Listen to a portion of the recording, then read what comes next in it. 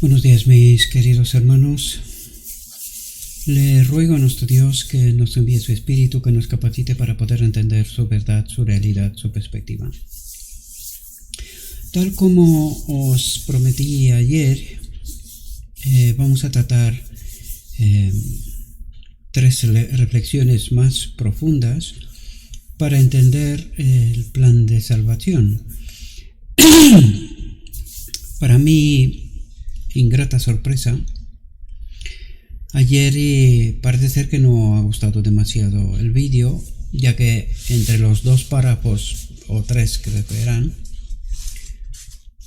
uno de ellos, el del principio, estaba enfocado en la encarnación y los otros estaban enfocados en el hombre Jesucristo. Pero sigo con mi asombro, ¿verdad? Todavía parece ser que no se está comprendiendo esta realidad. Precisamente por eso vamos a tratar de a ver si podemos salvar a alguno más, ¿verdad? Creo que la gente no entiende que este es el asunto final. Este pueblo final necesita entender con detalle el plan de salvación, porque ahí está incluido el misterio de la encarnación, ahí está incluida la vida de Jesucristo, ahí está incluida la cruz y su significado, su importancia, ¿verdad? Y si no entendemos bien este asunto, difícilmente creo que vamos a poder ser vencedores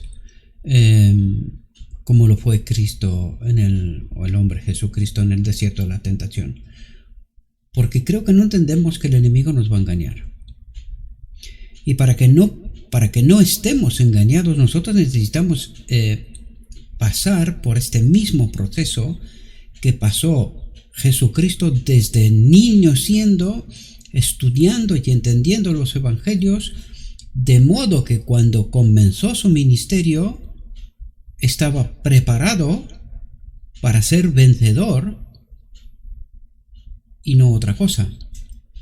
Y si nosotros no entendemos los tipos y el antitipo, me temo que vamos a tener un problema.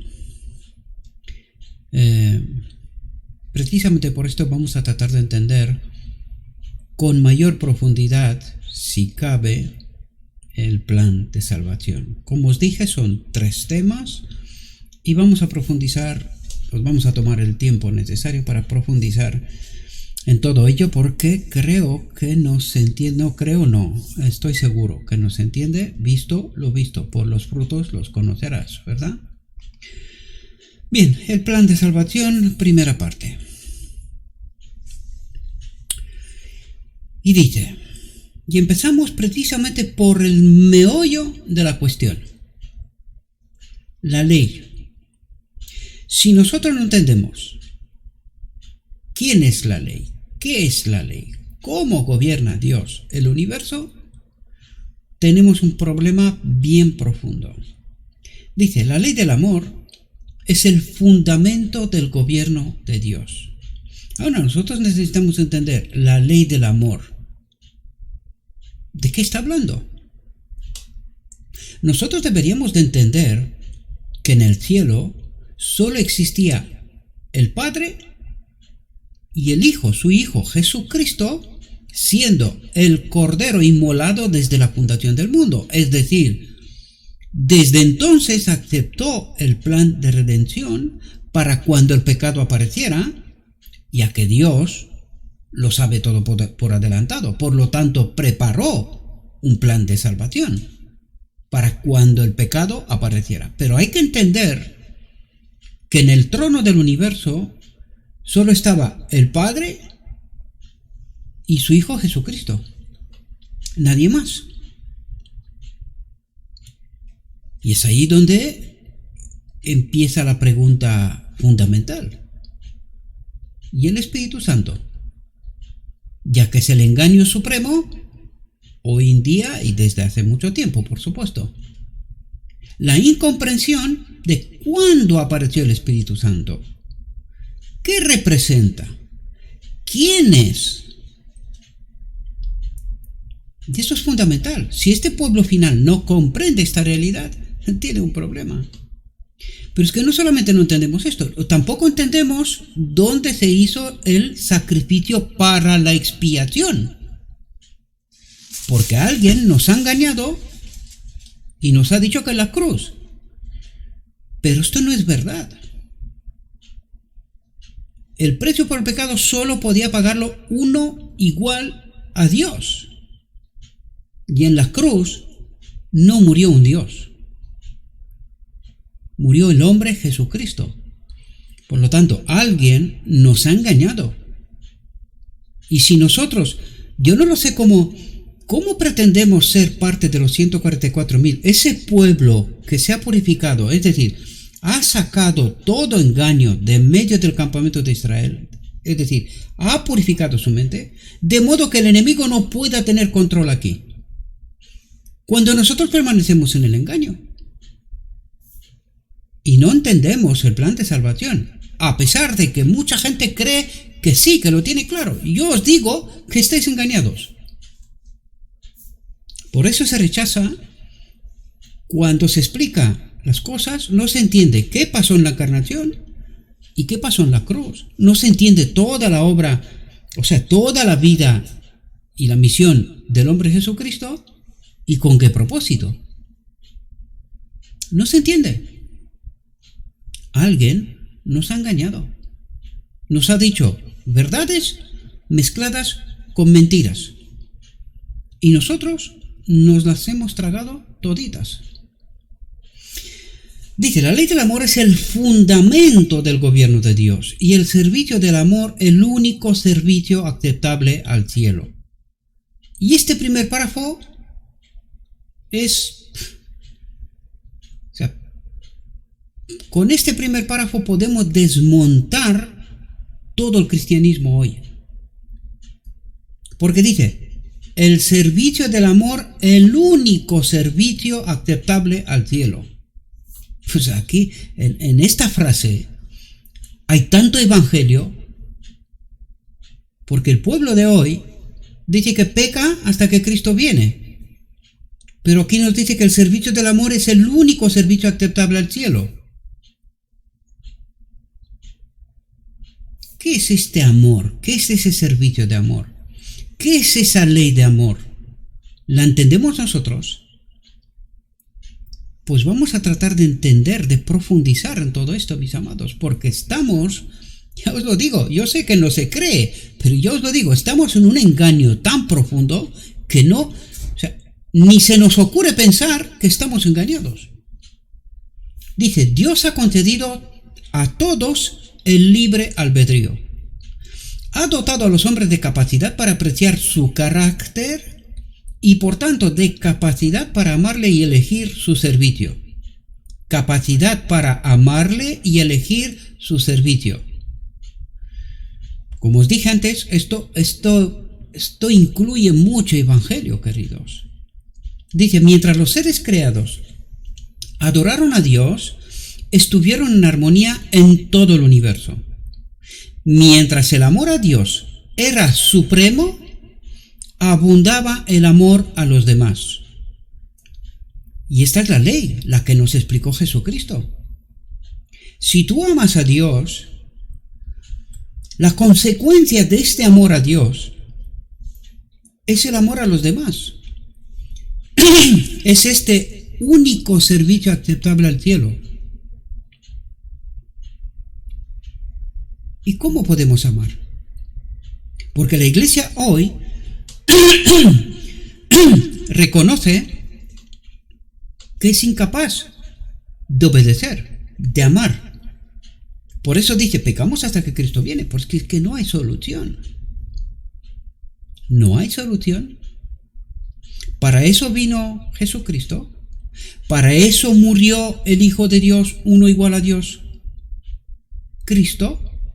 Para eso, para que el pueblo final termine diciendo igualmente que el enemigo, el hombre no puede obedecer. Y el pueblo que se llama pueblo de Dios dice, es verdad, Pecamos hasta que Cristo viene, porque es que no podemos obedecer. Y no entendemos el Evangelio. Por esto, nuestras conclusiones son: más erradas no puede estar. Dice: mientras el amor a Dios era supremo, abundaba el amor a los demás. Como no hubo transgresión de la ley, que es la transcripción del carácter de Dios. Cuando nosotros vemos el santuario y vemos el arca del pacto justo en el lugar santísimo, y nos dice que en el lugar santísimo solo puede entrar uno, el sumo sacerdote, que es Jesucristo. ¿Y qué tiene que haber en el lugar santísimo? Es el arca del pacto. ¿Y qué es lo que hay en el arca del pacto?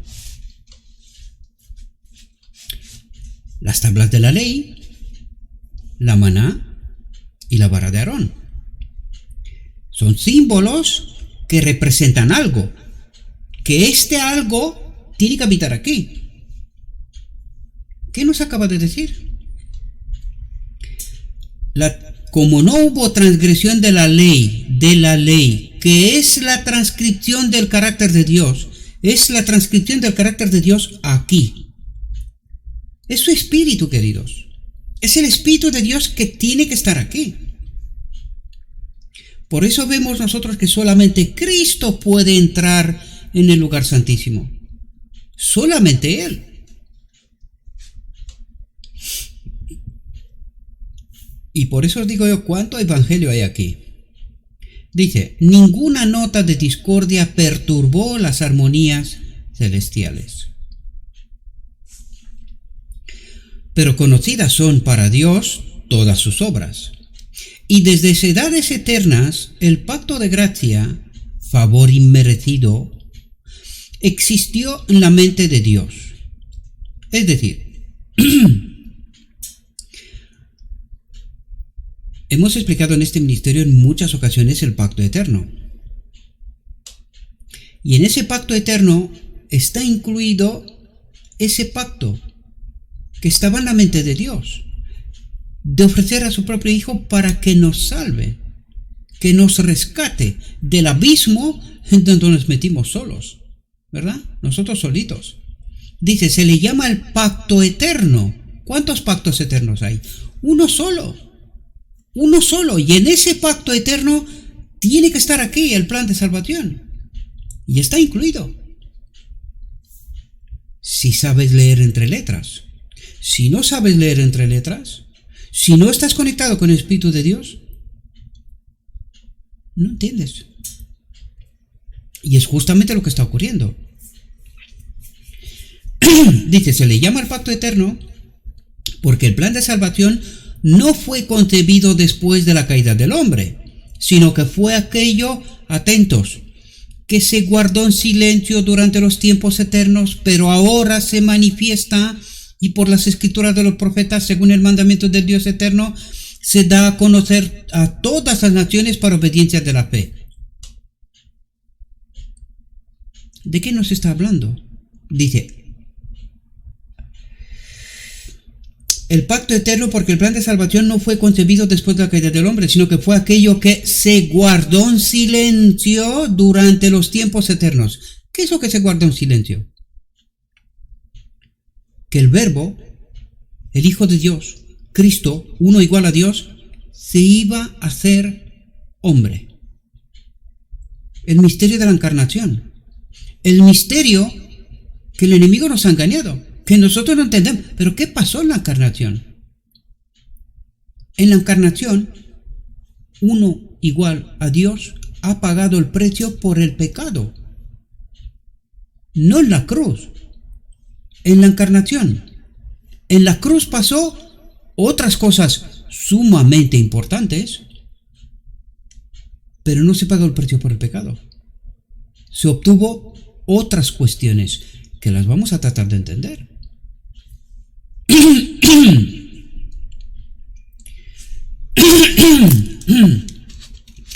Perdona, pero mi voz está bien tocada y bien tocada estará.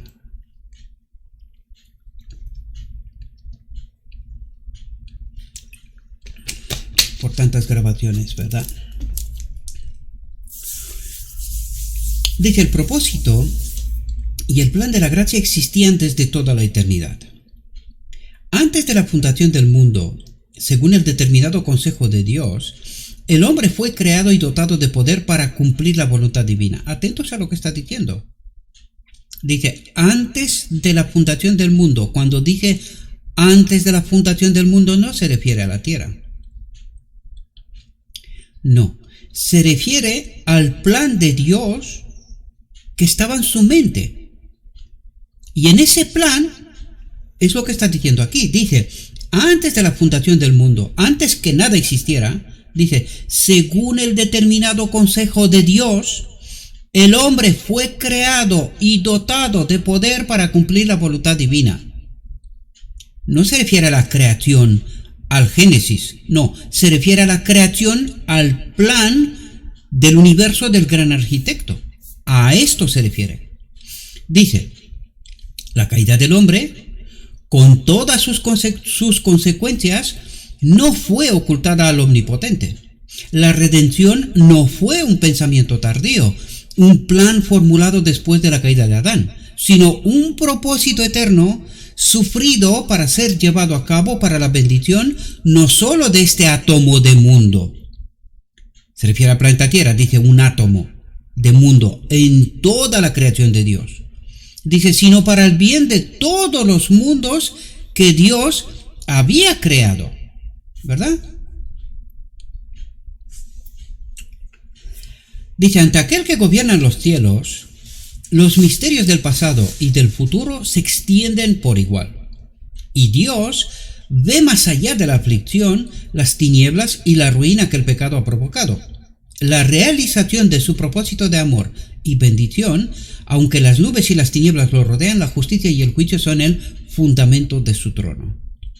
Y dice, la justicia y el juicio son el fundamento de su trono. Es decir, ni Dios ni ningún otro ser obran en injusticia. Ninguno. Ninguna excepción. Ninguna.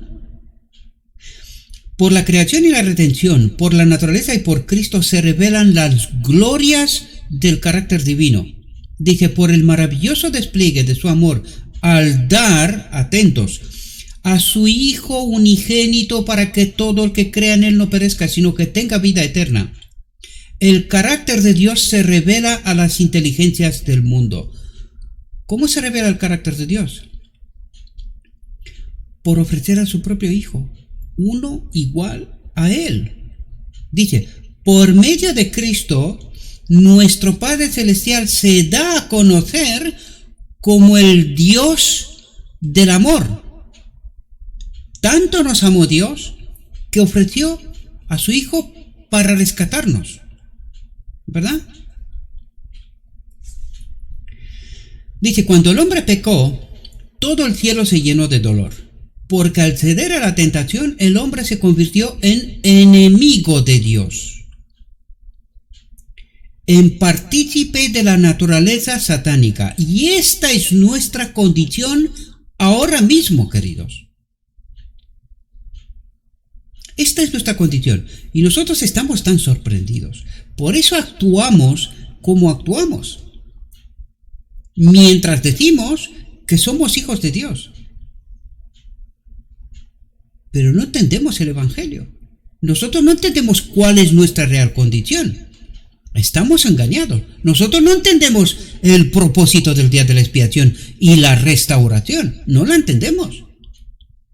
Dice, la imagen de Dios con la que había sido creado quedó desfigurada y distorsionada.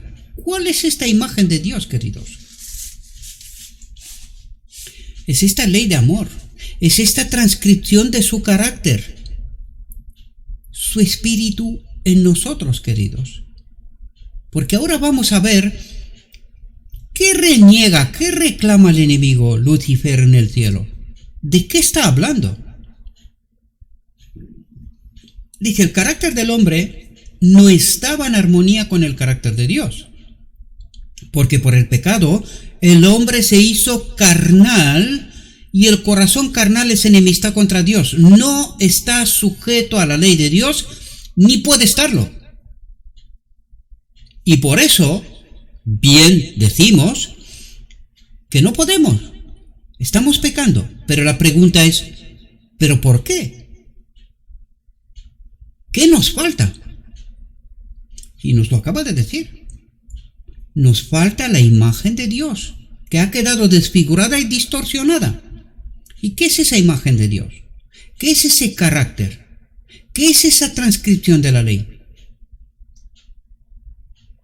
Su espíritu en nosotros, su naturaleza divina. Dios, siendo amor, se comparte a sí mismo. Él es vida, se comparte a sí mismo con todos los seres creados. Y esto es la naturaleza divina, es el carácter, la transcripción de la ley de amor. Todas estas expresiones hablan de una sola cosa: del Espíritu de Dios, del soplo de vida de Dios en nosotros. Pero nos dice que cuando Adán desconfió de Dios, el Espíritu de Dios se retiró de él, queridos. Y por eso nos habla, el carácter del hombre no estaba en armonía con el carácter de Dios. Ya no teníamos ese carácter, ya no teníamos esa ley, ya no teníamos esa naturaleza divina, esa gloria de Dios que desapareció de Adán. Dice, porque por el pecado, ¿qué es el pecado? Porque por separación el hombre se hizo carnal. Solo se quedó la carne, pero desapareció lo que es la naturaleza divina. Y en aquel instante deberíamos de haber muerto.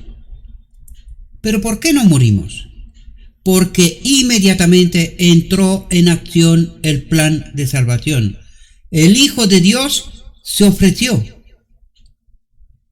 su vida para que Adán y Eva no mueran, queridos, para que el hombre no desaparezca. Pero nosotros no entendimos esta historia, aunque esté por escrito, pero no la entendimos. Nos contaron otras cosas. Dice, a los ángeles les pareció que el transgresor no tenía escapatoria. Sin la naturaleza divina, sin el Espíritu de Dios, sin esta vida, ¿cómo existes? Tendríamos que morir, queridos. Tendríamos que morir. Dice, cesaron sus cantos de alabanza, y en todos los atrios celestiales hubo llanto por la ruina que el pecado había causado, por la ruina que la separación de Dios había causado. Dice, fuera de armonía con la naturaleza de Dios, inflexible a las exigencias de su ley, nada más que la destrucción estaba ante la raza humana. Nada más que la destrucción. Dice, puesto que la ley divina es tan inmutable como el carácter de Dios,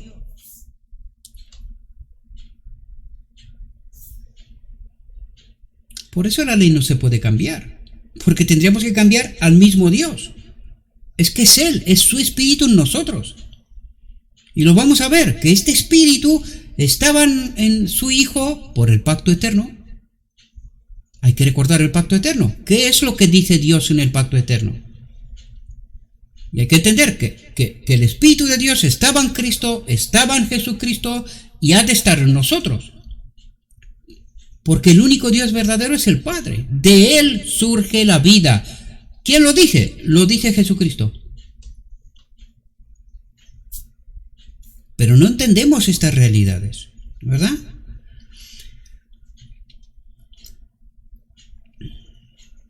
Puesto que la ley divina es tan inmutable como el carácter de Dios, no podía haber esperanza para el hombre a menos que se ideara algún medio por el cual su transgresión, su separación de Dios, ¿verdad?, pudiera ser perdonada, su naturaleza renovada y su espíritu restaurado.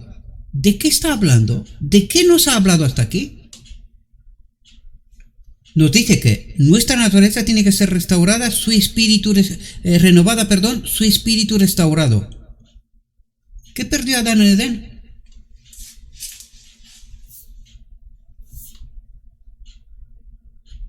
¿Qué era la gloria de Dios? Esa naturaleza divina, el Espíritu de Dios en él. Y eso tenemos que recibir al final del día de la expiación. Necesitamos entenderlo. Ahora, nosotros en este momento debemos hacernos una pregunta fundamental. Cristo es mediador desde la fundación del mundo y hasta la eternidad.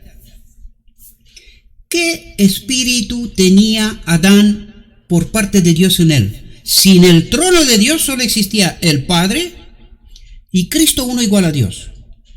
Y nosotros sabemos que fuimos creados por Cristo. El soplo de vida lo recibimos de Cristo. Entonces, ¿qué espíritu estaba en Adán? Porque el Espíritu Santo no existía. Tal como se entiende hoy, ¿verdad? El Espíritu Santo es consecuencia de la encarnación. Pero ¿qué espíritu tenía Adán en él? El Espíritu del Padre que estaba en Jesucristo, que estaba en Cristo y siendo mediador entre Dios y todos los seres creados, desde la eternidad hasta la eternidad. Entonces nosotros necesitamos entender estas profundidades, mis amados. Si el Espíritu Santo no existía aún, ¿qué espíritu estaba en Adán?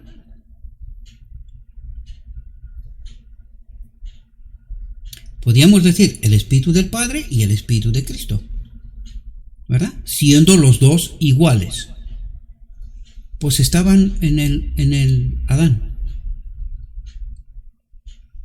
Porque si no entendemos estas realidades, por eso tenemos un problema con la encarnación, por eso tenemos un problema con la cruz, por eso tenemos un problema con la boda del Cordero. No entendemos lo que está pasando en el final del día de la expiación. No entendemos el plan de salvación, porque eso es lo que trata de explicarnos, ¿verdad? Dice, su transgresión pudiera ser perdonada, su naturaleza renovada y su espíritu restaurado para reflejar la imagen de Dios, para reflejar el carácter de Dios. ¿Qué es la imagen de Dios? Su espíritu en nosotros. Y esta es la naturaleza divina que tenía Adán. Por eso no entendemos nosotros quién es Jesucristo. Y nosotros decimos que la naturaleza divina de Jesucristo era de uno igual a Dios. Un problema profundo, bien profundo. Y allí está el engaño del enemigo, que no entendamos. Dice, el amor divino había concebido tal plan. Fue por la tergiversación que Satanás hizo del carácter de Dios que el hombre fue inducido a dudar de la realidad de su amor. ¿A dudar de quién? ¿Qué es lo que está diciendo? Que el hombre fue inducido a dudar de la realidad de su amor. ¿Qué es Dios? Amor. ¿La realidad de qué? ¿De qué nos ha hablado hasta aquí? Del espíritu que estaba en él, queridos. De esta vida de Dios que estaba en él. Y eso es lo que está diciendo. Que el hombre fue inducido a dudar de la realidad. Por eso digo yo siempre que vivimos una realidad ficticia, inventada por nosotros, pero no vivimos esa realidad de la presencia de Dios, de su espíritu. Dice, y llegó a considerar a Dios como su enemigo. ¿Qué pasó entonces? Dios se retira, queridos. Dios es amor, no es otra cosa. Porque si el amor no se retira, entonces se convierte en un dictador. Justamente lo que trataba de decir Lucifer, pero nosotros lo entendemos. Entonces Dios se retiró. La naturaleza divina de Adán se retiró. Y es precisamente eso lo que estaba buscando Lucifer. Que nosotros no podemos entender esta realidad, ¿verdad? Dice, como Satanás había hecho en el cielo, así hizo en la tierra. Declaró injusto el gobierno de Dios. Declaró injusto el gobierno de Dios. ¿Qué es lo que trata de decir? ¿Cómo gobierna Dios su universo? Pues su espíritu, que es este soplo de vida para todos los seres creados, estaba en ellos. Y esto es el carácter y esto es la ley, ¿verdad? Entonces, ¿qué es lo que está diciendo en este momento el enemigo? Que esta ley de Dios no nos deja libres. Es injusto que Dios tiene que habitar en nosotros, que nos deje libres. Pero ¿entendemos lo que esto significa? Si Dios es la vida, la fuente de vida, si la vida se retira de nosotros, ¿qué ocurre? ¿Entendéis por qué Dios, nos dice patriarcas y profetas, en varias ocasiones habló con Lucifer y le dijo, pero tú no sabes lo que estás pidiendo? ¿Tú no te das cuenta? Si yo me retiro, morirás. Pero no le creyó, el enemigo no le creyó. Creía que es un engaño, que Dios la engaña. ¡Qué absurdo! Dios le engaña, obra injusticia. Es decir, cree que Dios es como él. Ahí hay mucho que entender, ¿verdad? De este carácter. Porque nosotros necesitamos entender que tenemos que construir un carácter para el final del tiempo. ¿Qué carácter? ¿Este que señala a Dios y que no confía en él? ¿Este carácter? Este lo tenemos, no tenemos que construir nada. Este carácter lo tenemos. Nosotros necesitamos este carácter inquebrantable que tenía Jesucristo. Una confianza total en el Padre, que fue capaz hasta de ir a la cruz. Necesitamos entender todas esas profundidades, ¿verdad? Dice, declaró injusto el gobierno de Dios, innecesarias las restricciones de su ley. ¿Restricciones? ¿Qué le faltó hasta aquel momento? Nada. No le faltó de nada. Entonces, ¿de qué restricciones habla? Dice, y exhortó al hombre a que, como había hecho con los ángeles, se despojase del yugo. ¿Recordáis cuando Jesucristo dice, tomad mi yugo? ¿De qué está hablando? ¿Cuál es el yugo de Jesucristo? No soy yo el que hace estas cosas, decía, sino el Padre que está en mí. ¿De qué yugo hablaba? ¿De qué yugo habla el enemigo? ¿Que no quería que el Espíritu de Dios habite en él? ¿Este es el yugo? Dice, y exhortó al hombre a que, como había hecho con los ángeles, se despojase del yugo, que se separe de este espíritu, ¿verdad?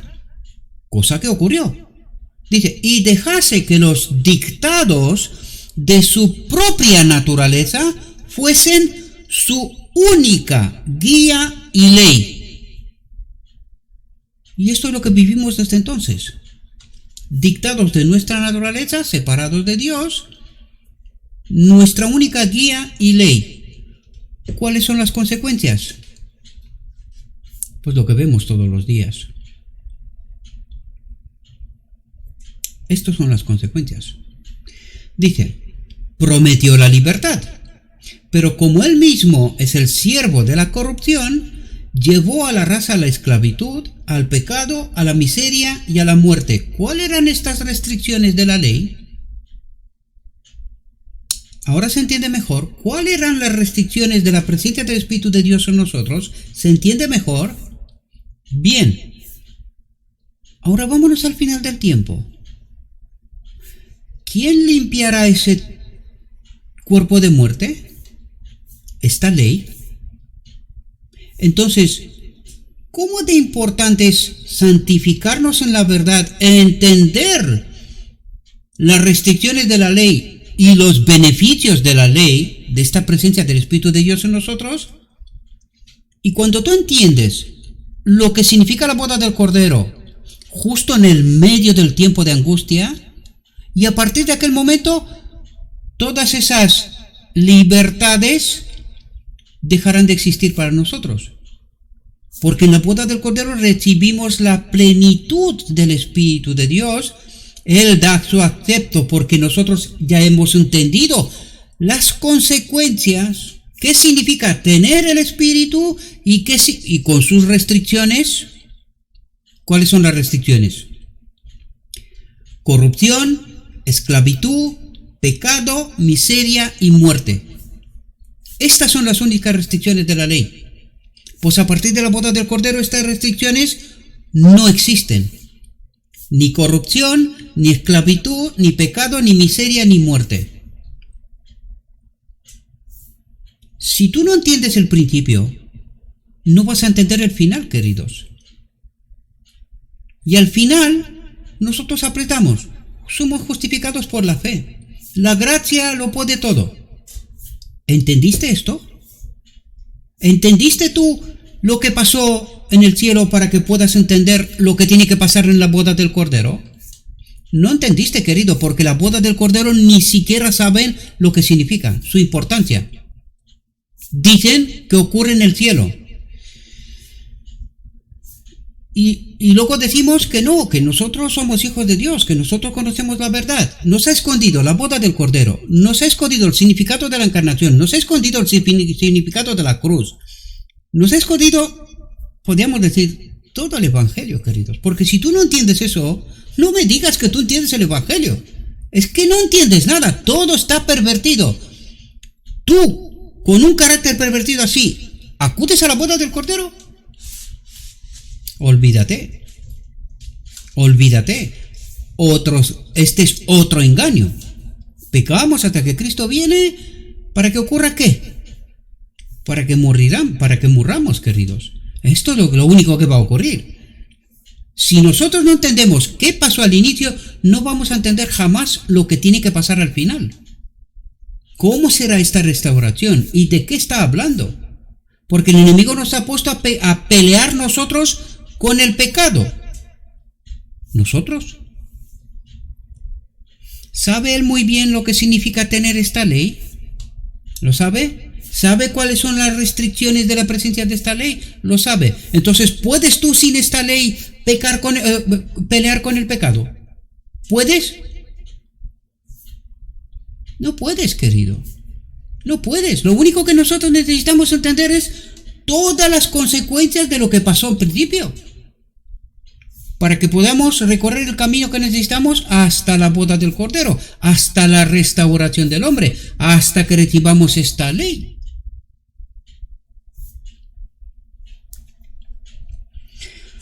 Dice, representó a Dios como si reclamara todo y no diera nada,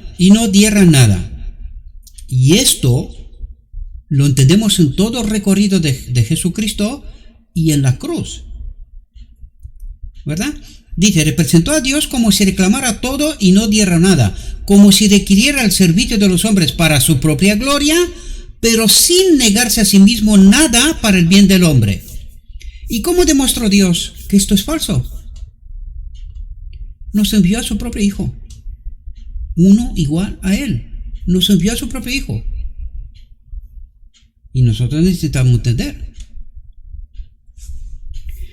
Dice, en la obra de la creación, Cristo estaba con Dios. Era uno con Dios, igual a Él, el resplandor de su gloria, la imagen expresa de su persona, el representante del Padre. Este es el pacto eterno, queridos. En el pacto eterno, el mismo Padre confirma esta realidad. Dice, ningún ángel del cielo podía revelar el Padre al pecador y ganarlo para que volviera a ser fiel a Dios. Pero Cristo podía manifestar el amor del Padre porque Dios estaba en Cristo reconciliando consigo al mundo. Y eso es lo que confirma el pacto eterno. Dice, ahí donde está Cristo, estoy yo. Y lo vemos, después de la encarnación, lo vemos en Jesucristo. El Padre mismo confirma, este es mi Hijo, el hombre Jesucristo. Y el hombre Jesucristo dice, no soy yo el que hace estas obras, sino el Padre que habita en mí. ¿Cómo? Por el Espíritu. Por esa vida, por ese don inmerecido que resulta de la encarnación y que nosotros lo vemos en el lugar santo, en el santuario. Hasta entonces no existía. Este Espíritu no existía. Era el Espíritu del Padre y el Espíritu de Cristo, porque son una, de la misma naturaleza. Pero después de la encarnación, Jesucristo es un hombre.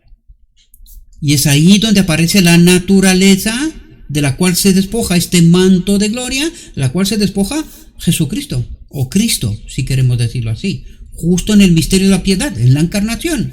Es ahí donde aparece el Espíritu Santo, esa naturaleza divina de Dios, porque Dios no puede morir. Pero nosotros necesitamos entender que ese cordero era inmolado, no quedaba nada de él. ¿Y dónde está el altar de sacrificio? Nada más entrar en el mundo, nos dice Hebreos, ocurrió el sacrificio. Nada más entrar en el mundo. Por lo tanto, la cruz significa otra cosa. Son importantes, sumamente importantes. Pero no ahí se pagó el precio por el pecado, sino que en la encarnación. Porque el precio por el pecado solo lo puede pagar uno igual a Dios. Dice, Cristo podía ser el hombre del día entre un Dios santo y la humanidad perdida, el que podía poner su mano sobre ambos. Solo Cristo podía redimir al hombre de la maldición de la ley. ¿Por qué? Porque solamente Cristo era uno igual a Dios. No había ningún otro ser como Él. El Espíritu Santo tampoco. Porque el Espíritu Santo es consecuencia de la encarnación. Dice, se propuso tomar sobre sí la culpa y la vergüenza del pecado, un pecado tan ofensivo a los ojos de Dios que haría necesaria la separación de su Padre. Esto pasó en la encarnación. También pasó en la cruz, sí, pero pasó en la encarnación, porque este cordero inmolado no quedaba nada de él. Y esto pasó en la encarnación. Este Cristo se convierte en Jesucristo.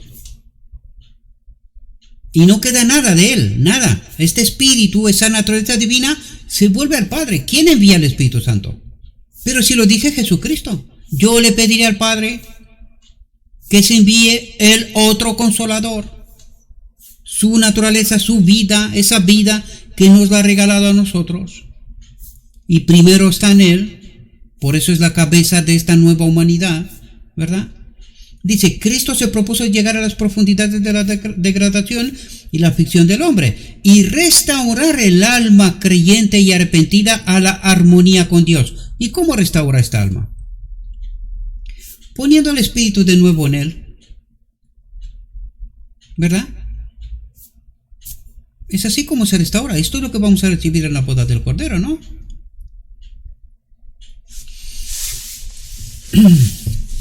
Dice, Cristo, el Cordero inmolado desde la fundación del mundo,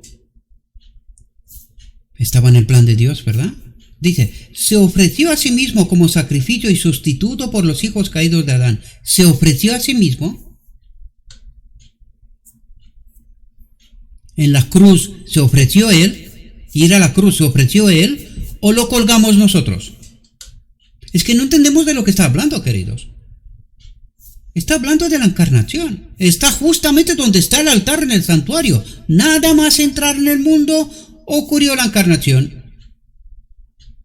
El sacrificio, perdón. Nada más entrar en el mundo está el altar de sacrificio. Está allí. La cruz no está en el santuario. Y por eso dice, ahí es cuando Él se ofrece. La encarnación se ofrece a sí mismo como sacrificio y sustituto por los hijos caídos de Adán. Aunque en esta ofrenda todo el cielo estaba implicado en un sacrificio infinito. El sacrificio de la cruz es un sacrificio infinito. No, queridos, porque el hombre que muere en la cruz y está puesto en la tumba, después de 3 días resucita. El mismo hombre. ¿Cómo va a ser un sacrificio infinito? ¿Cuál es el sacrificio infinito? Que Dios ya no tiene un hijo uno igual a él. El Hijo de Dios es un hombre, es un ser humano ahora. Y este es el sacrificio infinito. Él ya no tiene a este Hijo uno igual a él. Ya no existe.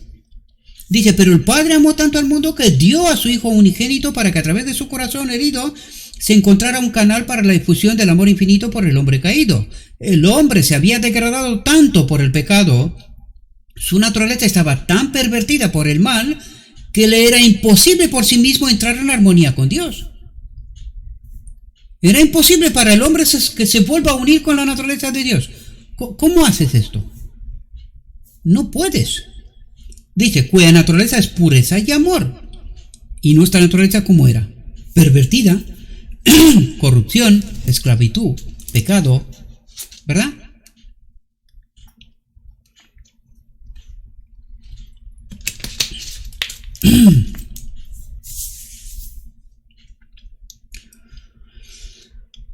Dice, pero Cristo lo redimió de la condenación de la ley y le impartió el poder divino. Cristo lo redimió de la condenación de la ley. ¿A quién? Al hombre. ¿Y qué ocurre en la encarnación? El Verbo se hace hombre. Entonces, ¿qué es lo que está diciendo aquí? Que Él es el primer hombre beneficiado de este poder divino. ¿Entendéis lo que está diciendo? Y dice, pero Cristo lo redimió de la condenación de la ley al hombre y le impartió el poder divino. ¿Qué hombre estaba preparado para recibir el poder divino? Ninguno. El único hombre era el Verbo que se hizo carne. Este era el único hombre sin pecado que puede recibir el poder divino. Y eso es lo que necesitamos entender, queridos. Y dice, y mediante la cooperación del hombre, el pecador pudo ser restaurado a su estado perdido. Es decir, la humanidad, una vez que entiende, porque eso es lo que está diciendo, y mediante la cooperación del hombre, ¿cooperación en qué? ¿Dónde el hombre tiene algo que ver con el plan de salvación? En ninguna parte. Lo único que le dice es, entiende lo que estoy haciendo. Esa es la cooperación. Por eso dice, santifícalos en la verdad. ¿Y cómo nos santificamos? Por este poder divino, que desde Pentecostés nos ha enviado. Entonces el Espíritu Santo es el que nos ayuda a entender y cooperar con Él para prepararnos ¿para qué? Santificarnos en la verdad. ¿Entender qué? Lo que tiene que pasar en la boda del Cordero, al final del día de la expiación, queridos. La restauración, recibir de nuevo esta ley, este carácter, este manto de gloria, esta transcripción de carácter. Todo esto habla de una sola cosa, de este Espíritu de Cristo que ha de estar en nosotros. De eso está hablando. Dice, solo la gracia de Cristo podía cambiar el corazón de piedra en un corazón de carne, hacerlo vivo para Dios, hacerlo vivo. Porque ¿cómo estamos ahora? Muertos en nuestros pecados, en nuestra separación de Dios. Dice, y transformar el carácter. ¿Por qué es tan importante ese carácter? Porque sin este carácter no entendemos a Jesucristo, no entendemos su obra, no entendemos por qué y el qué. No entendemos. Dice, de modo que un hijo degradado del pecado pudiera convertirse en hijo de Dios y heredero del cielo, a partir de la boda del Cordero, ¿verdad? Dice, el hombre no tenía poder para justificar el alma, para santificar el corazón. El hombre no puede hacer esto. ¿Y quién puede? El Espíritu Santo. Si nosotros, tal como la Iglesia dice, tenemos el Espíritu Santo, ¿cómo hemos llegado a la conclusión de que pecamos hasta que Cristo viene? Porque exactamente nos pasa a nosotros como los judíos. Ya os lo dije, los judíos tenían un problema con Isaías 53 y nosotros tenemos un problema con Apocalipsis 3. Porque el espíritu que está en medio de la iglesia no es el espíritu de Cristo. Por esto no podemos santificar el corazón. Cristo está fuera, a la puerta. Y en medio de la iglesia está un otro. Y nosotros no entendemos la realidad. Desgraciadamente. El hombre no tenía poder para justificar el alma, para santificar el corazón. Dice, la enfermedad moral solo podía curarse mediante el poder del gran médico. Y esa es la cooperación que está esperando Dios de nosotros, que le entendamos su obra. Pero no la entendemos. Permanecemos bajo el dominio del enemigo. El mayor don del cielo, el unigénito del Padre. ¿Qué es el don del cielo? El unigénito del Padre. Dice, lleno de gracia y de verdad, podía redimir a los perdidos. ¿Quién es el Espíritu Santo? ¿Cuál es el don inmerecido? Es el Espíritu Santo, ¿no? Vale, pues dice, el mayor don del cielo, el unigénito del Padre, lleno de gracia y de verdad, podía redimir a los perdidos. ¿Cuál es la obra del Espíritu Santo? ¿Qué pasó en la encarnación? Ahora podemos entender. Si no estamos conectados con el Espíritu de Dios, no entendemos, queridos, aunque lo tengamos bajo nuestras narices, exactamente como está profetizado. Sin el Espíritu de Cristo no podemos entender. Podemos tener todos los títulos del mundo y doctorados por sobrado, y no entendemos. Consecuencia, eso es lo que cree la Iglesia. Con todos sus doctores de la ley, pecamos hasta que Cristo viene. ¿Por qué no queda otra? Y los que dicen, no, nosotros no creemos esto. ¿Y qué es lo que crees? ¿Salvo por la gracia? ¿Sí? ¿Y qué significa eso? ¿Entiendes exactamente lo que te estoy contando? Me temo que no. Creo que estás creyendo otras cosas, ¿verdad? Dice, la única esperanza para la raza caída consistía en reconciliarse con Dios. ¿Y cómo se hace esto? Prepararse para la boda del Cordero, exactamente lo que nos dicen las parábolas de la Biblia, ¿no? Dice, Satanás había tergiversado tanto a Dios que el hombre no tenía una verdadera concepción del carácter divino. Y hoy, menos todavía. Porque cuando estamos hablando del carácter divino, ¿de qué estamos hablando? De la ley, del manto de gloria, de esa transcripción de carácter, del Espíritu de Dios en nosotros, de la naturaleza divina perdida, queridos. Dice, Cristo vino al mundo y al llevar a cabo el plan de salvación, reveló el hecho de que Dios es el Espíritu. Dios es amor, es el carácter, es la vida, todo emana de Él. Y es como necesitamos entenderlo. Dice, cuando el plan de salvación fue revelado, cuando digo esto, recuerden, ¿qué dice Jesucristo? Yo le pediré al Padre. Espero que entendáis lo que estoy diciendo, ¿verdad? Que nos envíe el otro consolador. ¿De dónde viene el otro consolador? Del Padre. Y nos lo envía, en nombre de Jesucristo, nos lo envía a nosotros, ¿verdad? Dice, cuando el plan de salvación fue revelado a los ángeles, la alegría inefable llenó el cielo. La gloria y la bienaventuranza de un mundo redimido sobrepasaban incluso la angustia del príncipe de la vida. ¿Y por qué angustia, queridos? Porque tenía que separarse de su Padre eternamente. Él era uno igual a su Padre, pues ya no lo es. Dice, por los atrios celestiales resonó el primer estribillo de aquella canción que los ángeles entonaron sobre las colinas de Belén.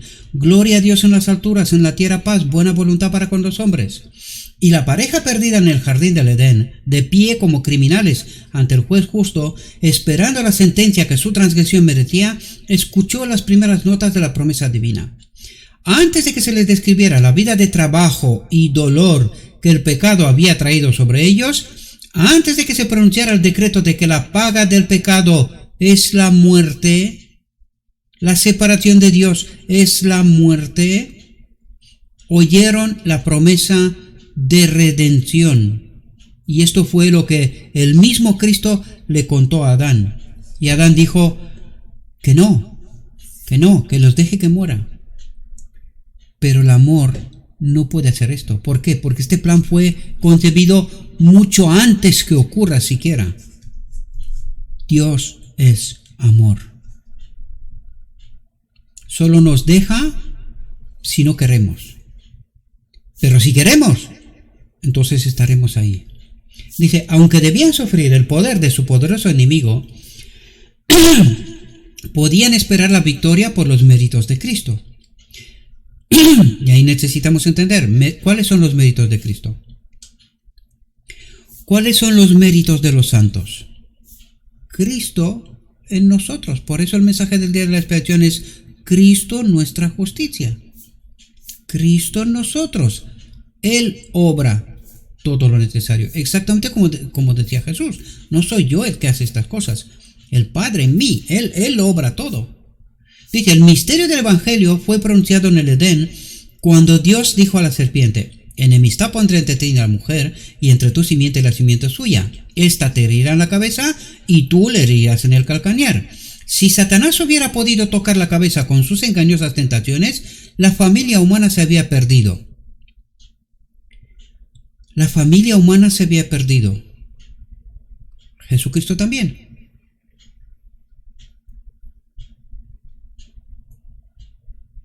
Dice, pero el Señor había dado a conocer el propósito y el plan del misterio de la gracia, declarando que Cristo habría molido a la serpiente bajo sus pies. Dice, pero atentos, ¿qué es lo que se obtiene en la cruz? Dice, pero no solo el hombre había caído bajo el poder del engañador, sino que la tierra misma, el dominio del hombre, había sido usurpado por el enemigo. Mediante el plan de salvación, el sacrificio de Cristo no solo se redimiría al hombre, sino también su dominio. Y esto fue lo que recuperó en la cruz. Al hombre lo recuperó en la encarnación. Pagó el precio por el pecado, ¿verdad?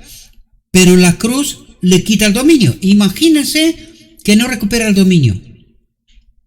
¿De qué hubiese servido en la encarnación?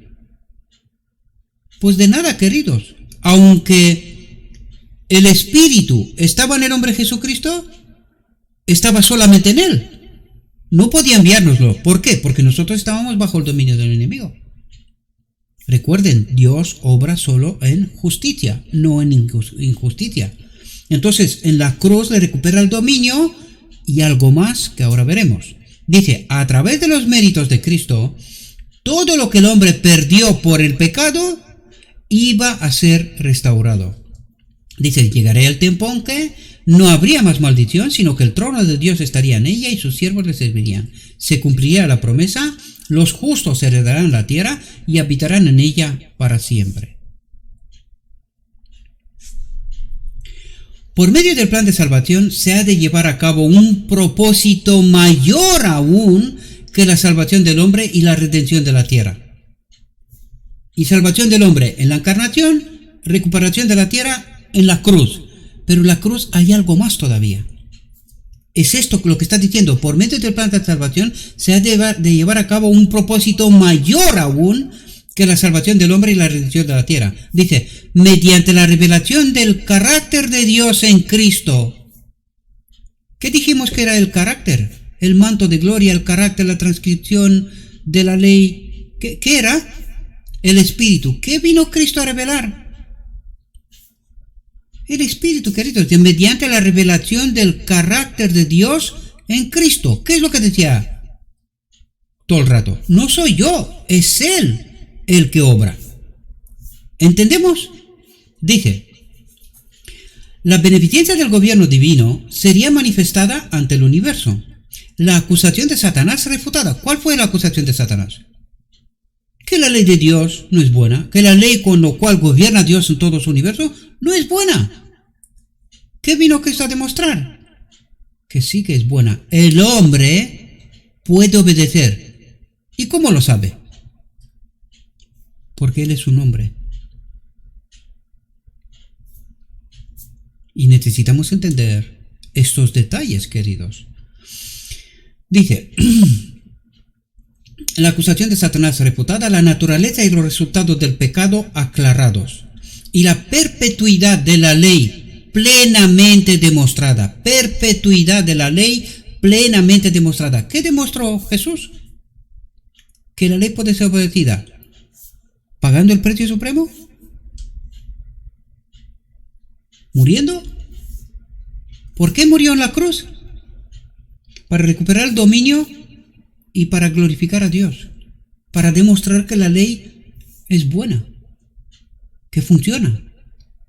¿Pagó el precio supremo? Sí, pero la ley funciona. El enemigo dijo que no funciona.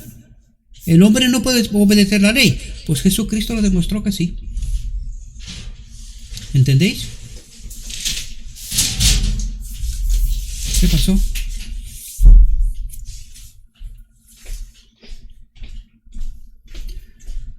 Dice, Satanás había declarado que la ley de Dios era defectuosa y que el bien del universo exigía un cambio en sus requisitos. Al atacar la ley, pensó derrocar la autoridad de su autor y ganar para sí la lealtad suprema. Pero a través del plan de salvación, los preceptos de la ley debían ser probados, perfectos e inmutables, para que al fin una gloria y amor pudieran elevarse a Dios a través del universo, atribuyendo gloria y honor y alabanza al que está sentado en el trono y al Cordero por los siglos de los siglos. Y hasta aquí nuestra primera reflexión, mis queridos hermanos. Mi invitación: estudienla, profundícenla, traten de entender, porque el campamento de Israel ha de ser purificado. Si no, no podemos ser parte de este pueblo final, de los 144.000. Dijo mi guía: todavía hay mucha luz que debe brillar de la ley de Dios y del Evangelio de la justicia. Este mensaje, entendido en su verdadero carácter y proclamado en el Espíritu, crecerá hasta alcanzar una importancia tan grande como apenas soñáis y iluminará la tierra con su gloria. Le ruego a nuestro Dios, mis queridos hermanos, que nos envíe su Espíritu, que nos capacite, que podamos entender su verdad, su realidad, su perspectiva. Entendiendo, hagamos una elección. Sigamos a Cristo. Os deseo, mis queridos hermanos, que tengáis un próspero día. En todo lo que os he dicho, os lo he dicho en nombre de Cristo Jesús. Amén.